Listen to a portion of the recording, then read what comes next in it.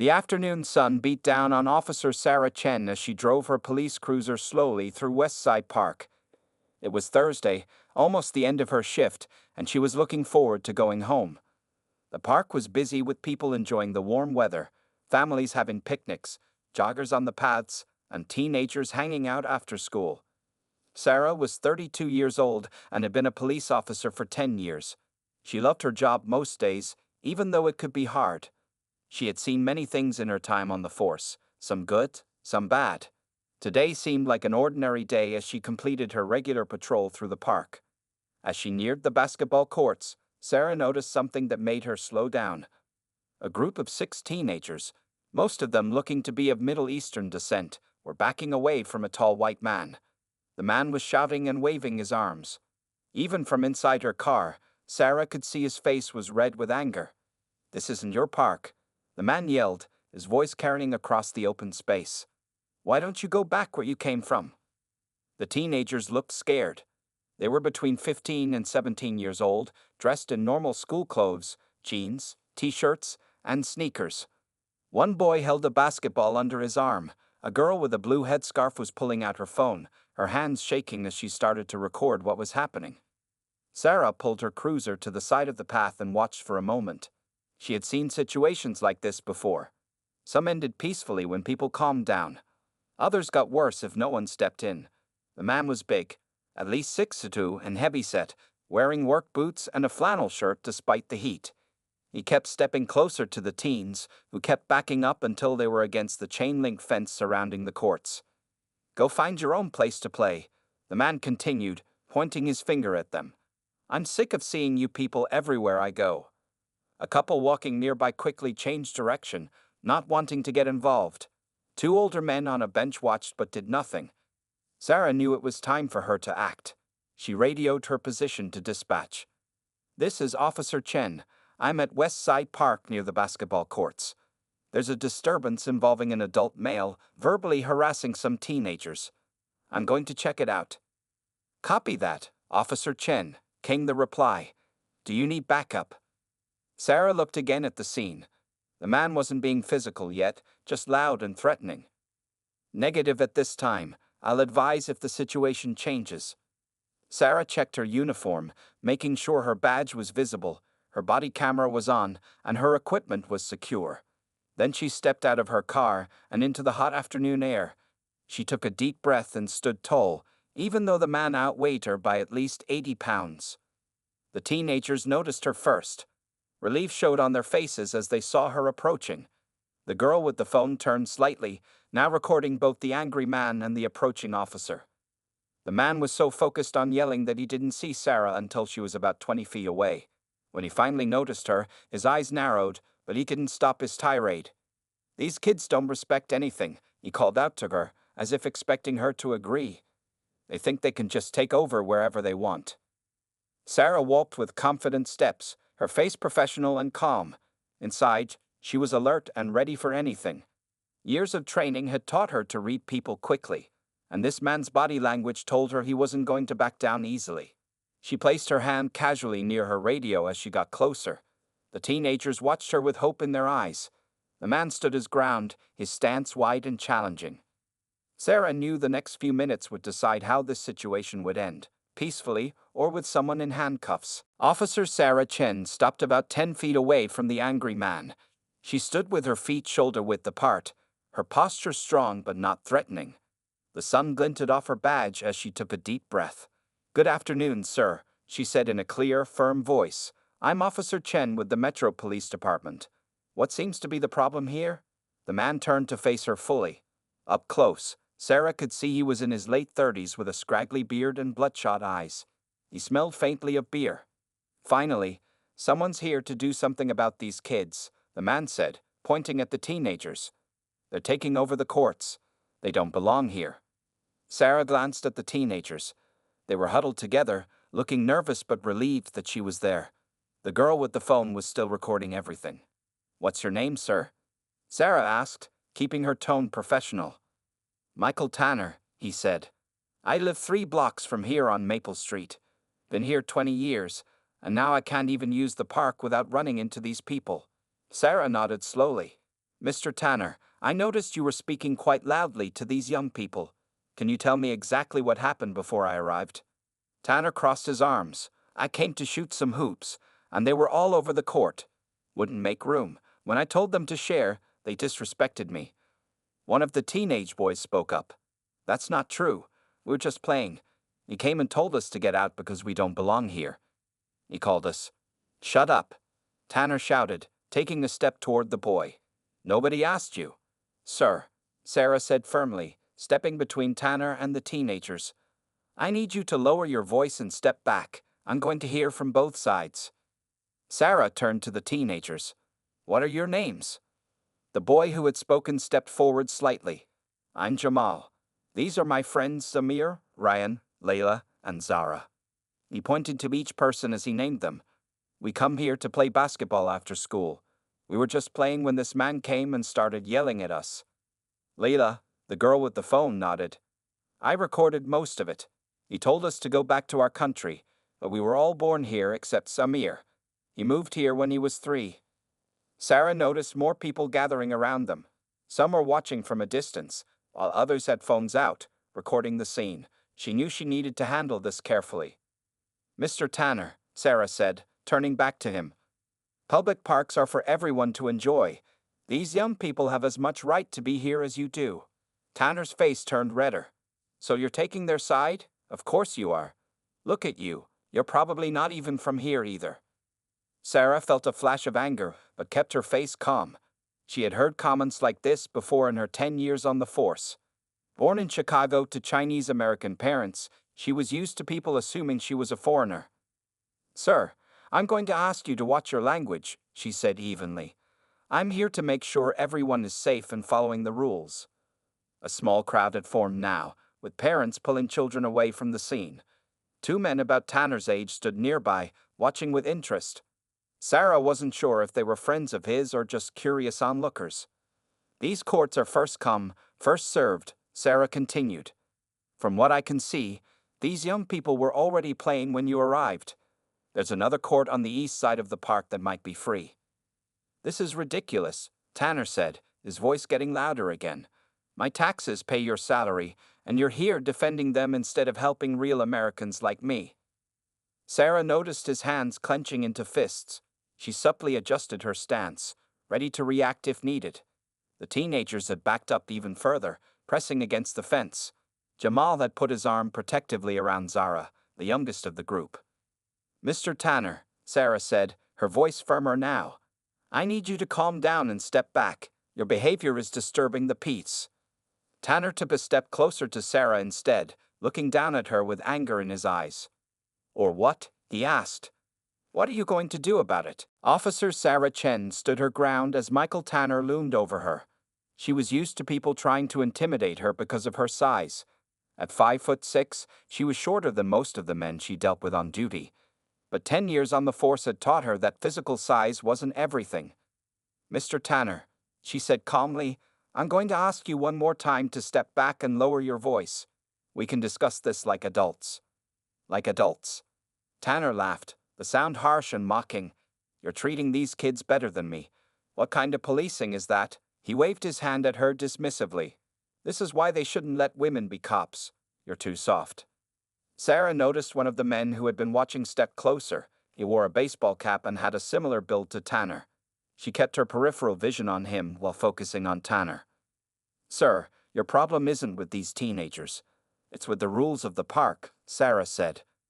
And right now, you're breaking those rules by disturbing the peace. The crowd had grown to about 15 people.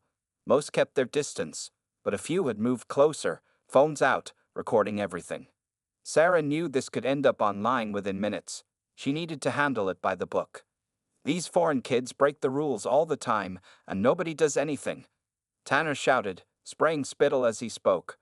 But when a normal American guy like me wants to use the park, suddenly there's a problem. Jamal, the teenage boy who had spoken earlier, looked angry now instead of scared. We're Americans too, he said. My parents were born here. My grandparents were born here. Nobody asked you, kid, Tanner snapped, suddenly turning and taking a step toward Jamal. Sarah moved quickly, stepping directly between Tanner and the teenagers. "That's enough," she said, her voice harder now. "Step back, Mr. Tanner. Now." The man in the baseball cap called out, "Mike, come on, man. Let's just go to the other courts." Tanner ignored his friend. His face was now deep red, a vein pulsing in his forehead. "You're taking orders from children now. What kind of cop are you?" He looked her up and down with disgust. "Let me guess, you only got this job because they needed to fill a quota." Sarah felt her anger rise but kept it under control. She'd heard worse during her career. Her training sergeant had once told her that the true test of an officer wasn't how they handled easy situations, but how they responded when people tried to push their buttons. "Mr. Tanner, I'm not going to warn you again," Sarah said. "Your options are getting limited now. You can step back and calm down, or I can charge you with disturbing the peace. Your choice." The teenagers watched with wide eyes. Leela was still recording, her phone held steady despite her obvious nervousness. The other kids looked both scared and fascinated by what was happening. Tanner suddenly jabbed his finger toward Sarah's face, stopping just inches from her nose. "You don't tell me what to do, lady. I pay your salary." The crowd gasped. Sarah didn't flinch. Years of training took over as she assessed the situation in a split second. Tanner's aggressive stance, his finger nearly touching her face, his increasingly volatile behavior, all of it pointed to a situation that could turn physical at any moment. "Sir, do not point your finger at me," Sarah said, her voice steady and authoritative. "That's threatening behavior toward a police officer." "Oh, now I'm threatening you." Tanner laughed again, not lowering his hand. "What are you going to do about it? Call for backup because you can't handle a real man." The man in the baseball cap stepped closer. "Mike, seriously, this isn't worth it.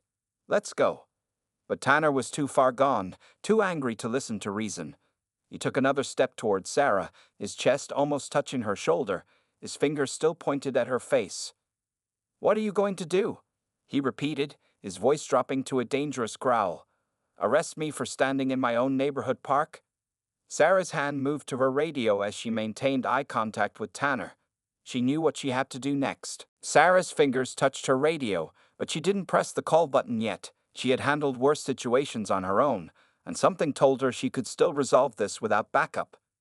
"Mr. Tanner," she said, her voice calm but firm, "I need you to take 3 steps back and put your hands by your sides. Do it now." Tanner's finger was still just inches from her face. "Or what?" he challenged.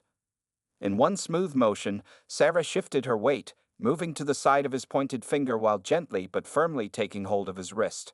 Using his own momentum and a simple police control technique, she guided his arm down and away from her face. The move wasn't aggressive or painful, but it was decisive. Tanner's eyes widened in surprise as he found himself suddenly off balance, no longer in her face but standing a full arm's length away. "What the?" he started, caught off guard by how quickly she had taken control of the situation. "That's better," Sarah said, releasing his wrist once he was at a proper distance. "Now we can talk like reasonable people," the crowd murmured.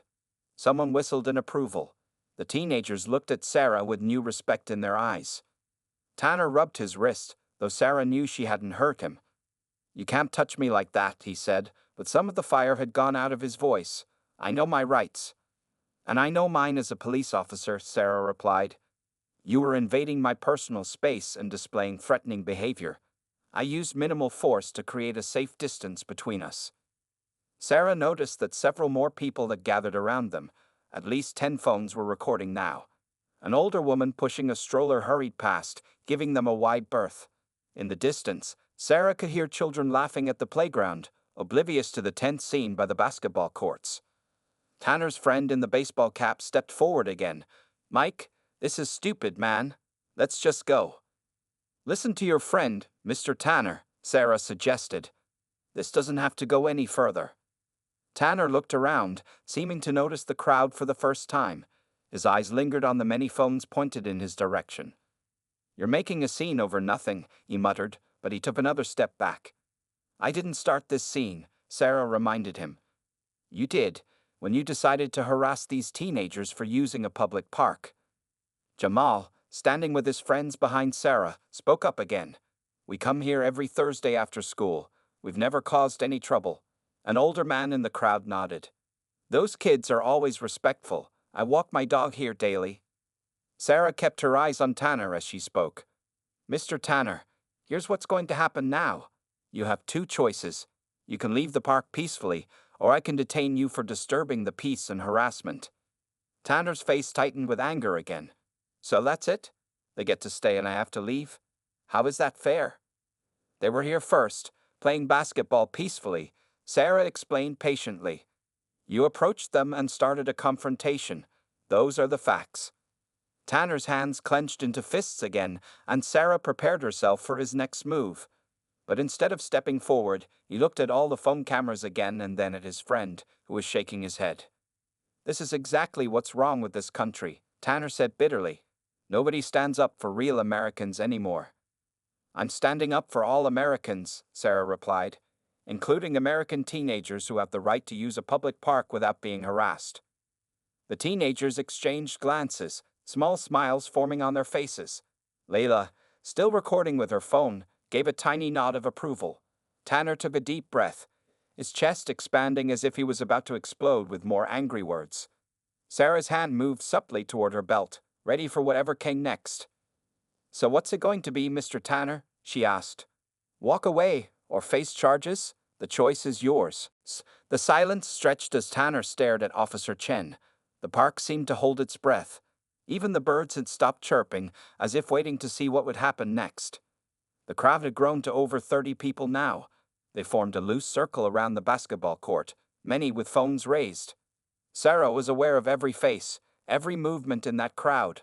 Her training had taught her to stay alert to her surroundings even while focusing on the main threat. This is going on Facebook Live right now, someone in the crowd called out. Already got 50 people watching. Sarah didn't turn to see who had spoken. She kept her eyes on Tanner, whose face changed slightly at this news. He looked around, suddenly very aware of all the cameras. I'm waiting for your decision, Mr. Tanner, Sarah said calmly. Tanner's friend in the baseball cap stepped closer and put a hand on his shoulder. Mike, this isn't worth it. Let's just go get a beer. For a moment, Sarah thought Tanner might listen to his friend. His shoulders dropped slightly, and some of the redness left his face. But then someone else called from the crowd. Don't let her push you around, man. You got rights. Sarah glanced quickly to her left. A younger man with a shaved head and tattoos on his arms was watching with a smirk on his face. He held no phone, just a can of energy drink that he sipped as he watched. Tanner seemed to draw strength from these words. He squared his shoulders again and looked at Sarah with renewed defiance. I'm not going anywhere, he said. This is a public park. I pay taxes. Behind Sarah, the teenagers shifted nervously. She could hear them whispering to each other. She kept her body positioned between them and Tanner, a human shield. Yes, it is a public park, Sarah agreed. Which means everyone has the right to use it without being harassed or intimidated. Your taxes don't give you more rights than anyone else.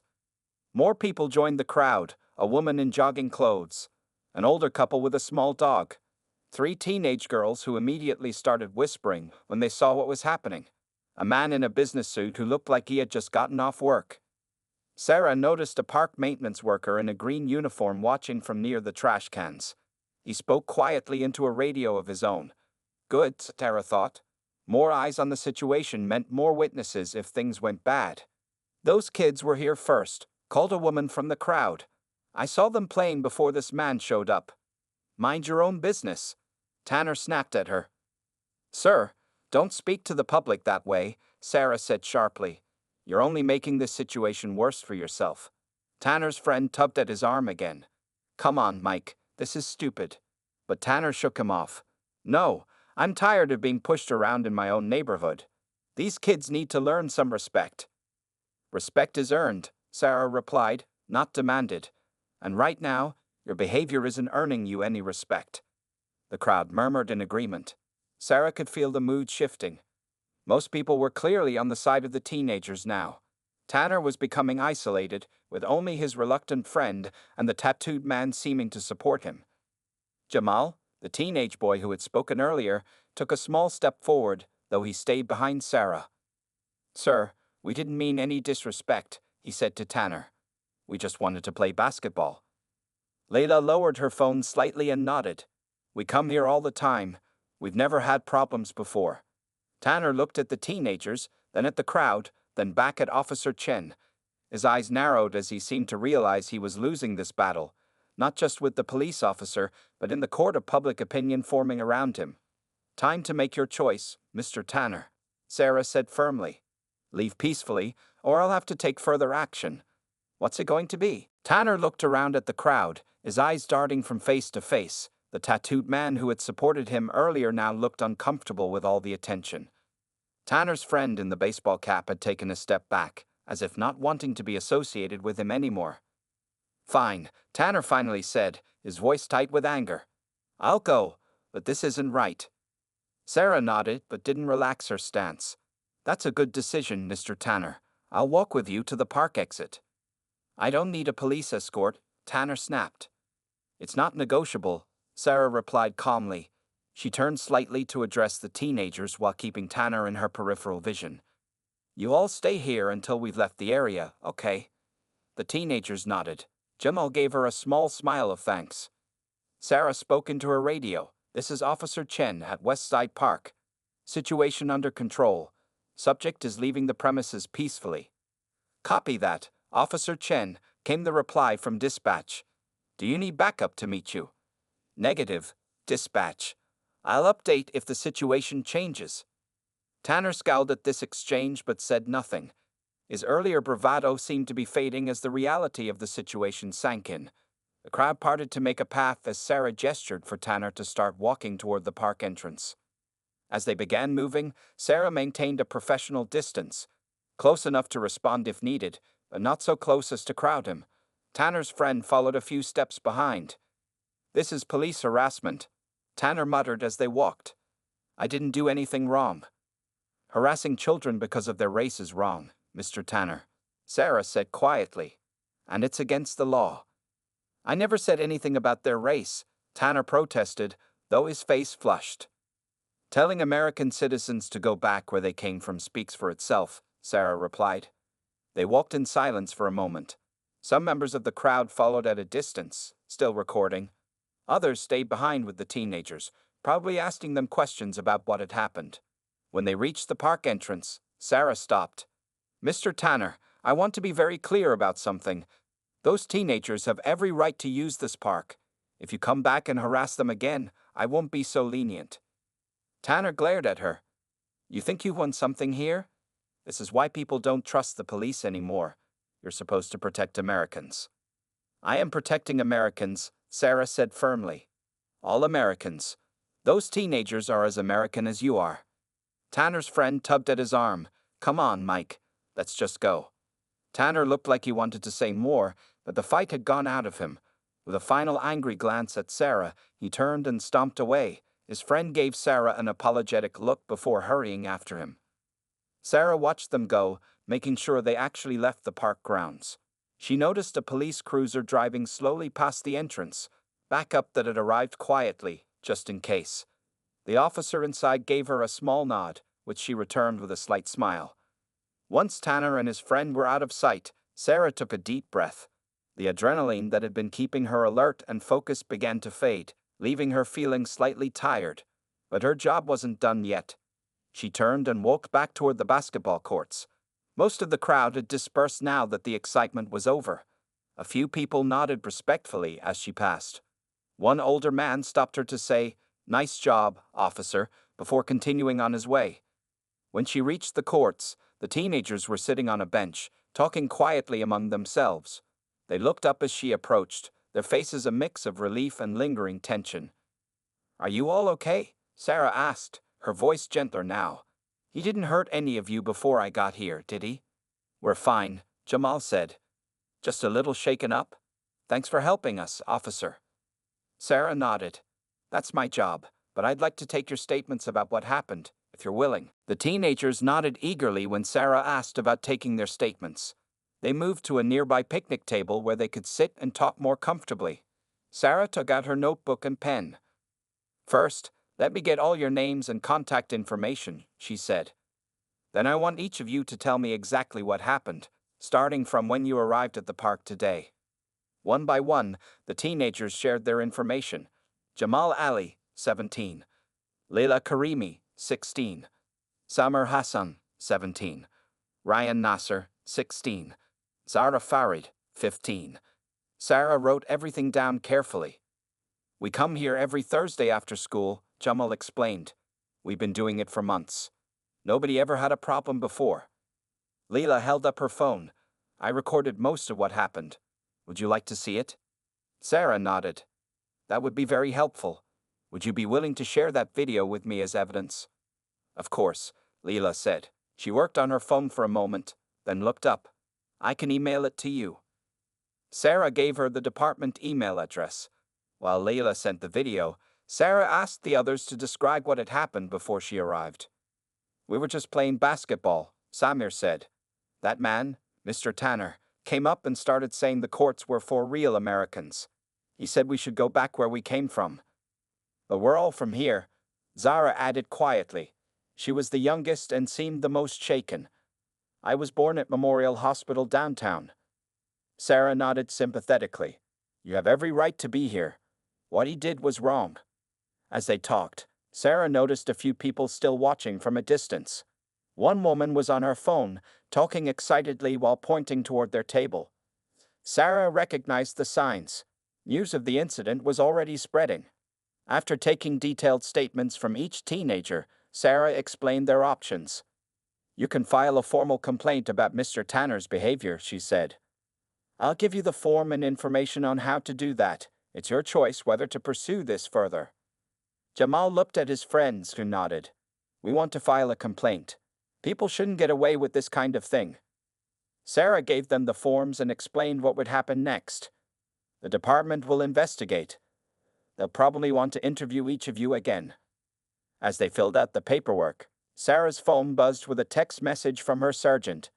"Video of your park incident already online. Good work, Chen. Clean and by the book." Sarah put her phone away, not surprised that the video had spread so quickly. In today's world, everything ended up online. She was glad she had handled the situation professionally. When the teenagers finished with the forms, Sarah gave them each her card. "Call me if Mr. Tanner bothers you again, or if you have any questions about your complaint." "Do you think anything will happen to him?" Leila asked. "That depends on several factors," Sarah explained honestly. "But the most important thing is that you're all safe, and now there's a record of his behavior." Before they left, Jamal turned to Sarah. "Some people think all cops are bad, but you stood up for us when no one else would. Thank you." Sarah felt a warmth in her chest at his words. "I became a police officer to protect people. All people. That's the oath I took." As the teenagers gathered their things to leave, Sarah noticed their body language had changed. They stood taller, smiled more freely. The fear that had tightened their faces earlier was gone. Sarah watched them walk away, talking and laughing together. They stopped to shoot a few more baskets before finally heading out of the park.